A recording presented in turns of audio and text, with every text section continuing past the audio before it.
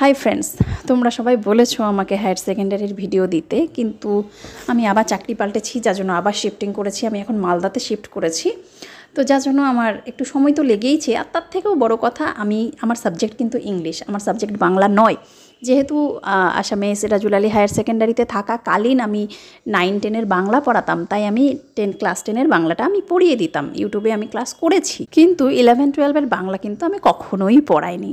এই বাংলা ক্লাসগুলো তোমরা হয়তো দেখবে, যে তোমরা যারা ইউটিউবে ক্লাসগুলো করেছো, যে আমার হাজব্যান্ডের অর্থাৎ স্যারের ক্লাস সেগুলো, কিন্তু স্যার রিসেন্টলি ক্লাস বেশি করতে চায় না, বলে ক্লাস করব তারপরে ভিউ হয় না, তোমার স্টুডেন্টসরা শেয়ার করে না কাউকে, যার জন্য স্যার এখন আর আমাকে ভিডিও বানিয়ে দেয় না।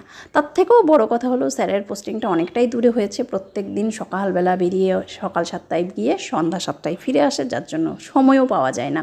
তো বাচ্চা নিয়ে এত ব্যস্ততার মধ্যে আমারও আর সময় নেই যে আমি এত পড়াশোনা করব। আর পড়াশোনা করলেও বা আমি তো আর যারা বাংলা নিয়ে পড়েছে তাদের মতো তো আমি পড়াতে পারবো না, যার জন্য আমি সাহস করে উঠতে পারি না। তারপরেও চেষ্টা করছি, দেখা যাক তোমাদের কেমন লাগছে, তোমরা জানাবে। আর প্লিজ একটু ফ্রেন্ডসদের সাথে শেয়ার করবে, না হলে ভিউজ না হলে স্যার মোটেও ক্লাস করে দিতে চায় না, নোটসও আমাকে বানিয়ে দিতে চায় না, যার জন্য আমার ক্লাসগুলো দেওয়া হচ্ছে না। তোমরা ব্যাপারটা বোঝো, বন্ধুদের সাথে শেয়ার করো।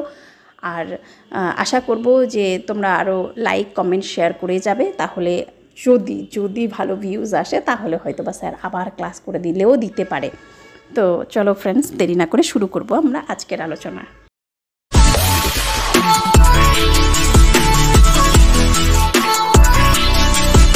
তোমরা বলেছো গণেশ জননী পাঠের প্রশ্ন উত্তর। তো গণেশ জননী পাঠটা প্রশ্ন উত্তর করার আগে গণেশ জননী সম্পর্কে দুটো কথা না বললেই নয়। গণেশ জননী লেখা বনফুলের বলাইচাঁদ মুখোপাধ্যায়, তোমরা সবাই জানো, এটুকুনি নিয়ে আমার বলার কিছুও নেই। আর এই গল্পটা একটা পশু প্রেম বিষয়ক একটা গল্প, যে মানুষের সাথে যে পশুর আত্মিক সম্পর্ক, আত্মিক মানে আত্মার যে একটা সম্পর্ক হতে পারে, সেই জিনিসটাই এখানে ফুটে উঠেছে। এবং শুধু তাই নয়, এখানে গল্পটা যখন তোমরা পড়বে তোমরা দেখবে যে লেখক, যিনি আর কি চিকিৎসা করতে গেছেন গণেশের, তো তিনিও কিন্তু একটা বড় আশা নিয়ে গিয়েছিলেন যে হ্যাঁ, এবার আমি তাহলে অনেকটা এক্সট্রা টাকা ইনকাম করব এবং সেটা দিয়ে আমার পুজোটা ভালোই কেটে যাবে। কিন্তু সেখানে গিয়ে তিনি যে পশুপ্রেম দেখলেন, যে এত সম্পত্তি থাকা সত্ত্বেও, যে একটা কথা আছে যে হাতি প্রচুর খায়, এই একটা প্রবাদ টাইপেরই কথা আছে। অনেকে বলে যে হাতির মতো খায়, আসলেও সত্যি একটা হাতির পেট ভরাতে প্রচুর খোরাক দরকার। তাই আমরা দেখেছি গল্পের মধ্যে যে 100 বিঘা জমি থাকা সত্ত্বেও সেই ভদ্রলোকের বাড়িঘরের অবস্থাটা কি, বাড়িঘর থাকলেও সেই বাড়িঘরের খুব একটা পরিচর্যা নেই। সমস্ত বাড়িঘর হাতির চলাচলের মতো বড় গেট করতে হয়েছে, তারপরে হাতির খোরাক জোগাড় করতে হয়েছে। কিন্তু তাতেও কিন্তু সেই দম্পতি, মানে সেই যে নিঃসন্তান দম্পতি হাজব্যান্ড ওয়াইফ, তারা কিন্তু মোটেও বিরক্ত নয়, তারা উল্টো গণেশকে তাদের সন্তানের মতোই স্নেহ করে। এই জিনিসটাই আমরা এই গল্পটার মধ্যে দেখেছি, যে কীভাবে গণেশও সেই তার মাকে এতটাই ভালোবাসে যে সে মায়ের প্রতি অভিমান করতে পারে। যে একটা পশু একটা মানুষের প্রতি অভিমান করে না খেয়ে থাকছে, এবং সেই অভিমান ভাঙাতে গিয়ে মাও না খেয়ে থাকছে, এটা একমাত্র মা আর ছেলের মধ্যেই সম্ভব।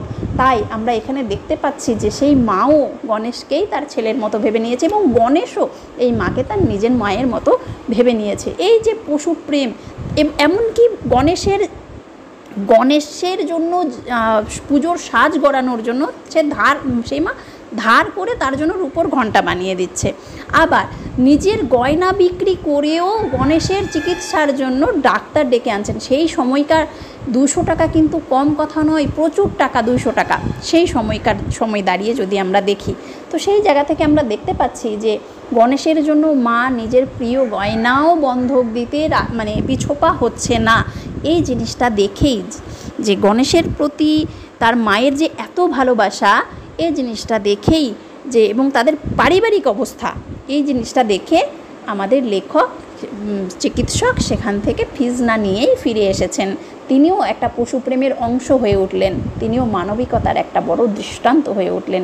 যেই পরিবারটা পশুর জন্য নিজেদের সর্বস্ব ত্যাগ করে দিতে পারে, তাদের সন্তান সম গণেশের জন্য সব কিছু ত্যাগ করে দিতে পারে, আমি কিভাবে সেই পরিবারটার কাছে টাকা নিই, যারা মানে গয়না বন্ধক দিয়ে আমাকে টাকা দেবে।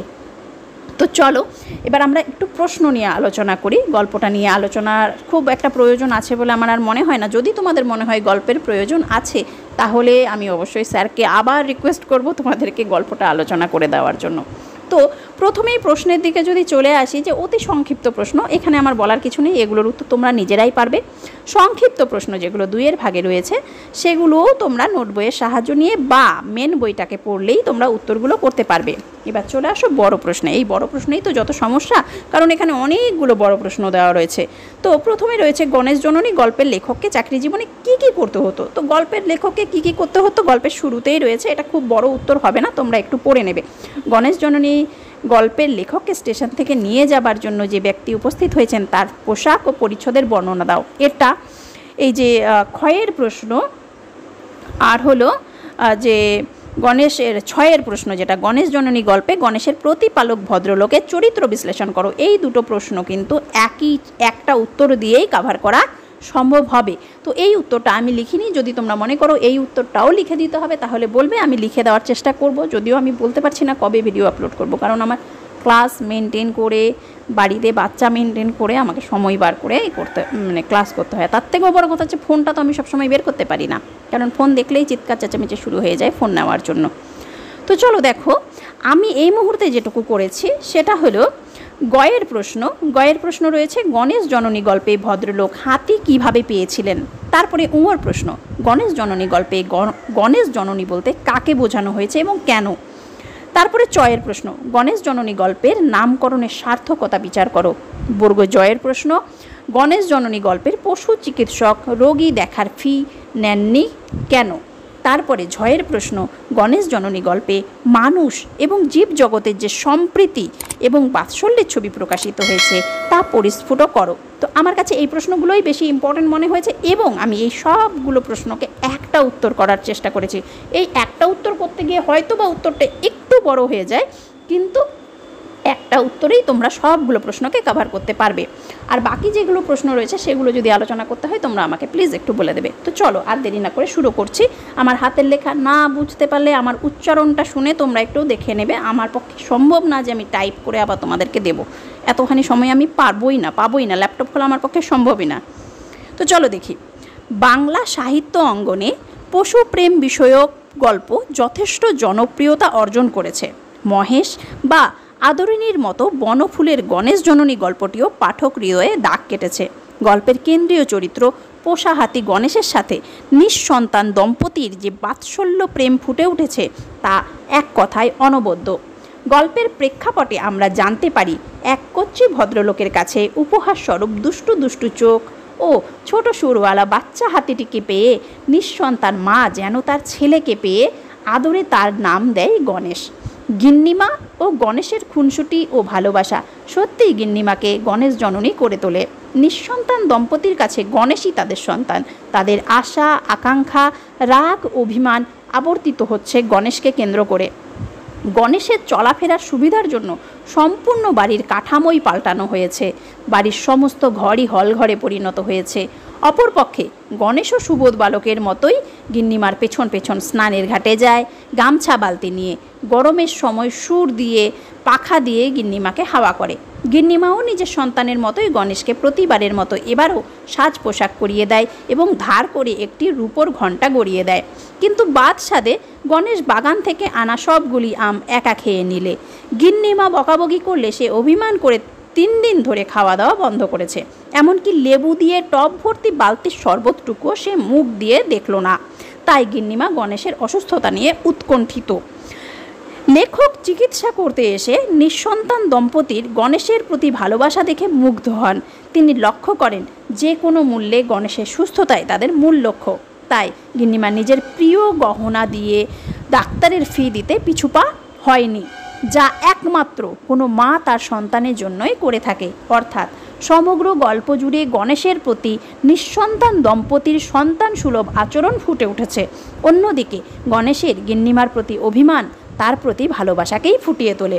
গল্পটিতে মানুষ ও পশুর অবিচ্ছেদ্য বন্ধন ফুটে ওঠে এবং এই বন্ধনই লেখককে তার চিকিৎসার ফি নিতে। আমি চেষ্টা করেছি নোটটা বানানোর, জানি না তোমাদের কেমন লাগবে। যদি ভালো লাগে তাও জানাবে, যদি ভালো না লাগে তাও জানাবে। এরপরে তোমরা কী চাইছো সেটাও জানাবে। আর প্লিজ তোমাদের ফ্রেন্ডসদের সাথে শেয়ার করবে। আমরা তোমাদের জন্যই ভিডিও বানাই। তোমরা যদি তোমাদের ফ্রেন্ডসদের সাথে শেয়ার না করো, আমাদের যদি ভিউজ না হয়, তাহলে আমাদেরই বা কী করে ভালো লাগবে যে আমি খেটে খুঁটে একটা ভিডিও বানাবো। তোমরা দেখবে, তোমরা উপকৃত হবে, তোমরা ভালো নাম্বার পাবে, তোমরা কমেন্টে জানাবে, তবেই তো আমাদের সার্থকতা। তো সবাই ভালো থাকো, সুস্থ থাকো আর মন দিয়ে পড়াশোনা করো। ধন্যবাদ।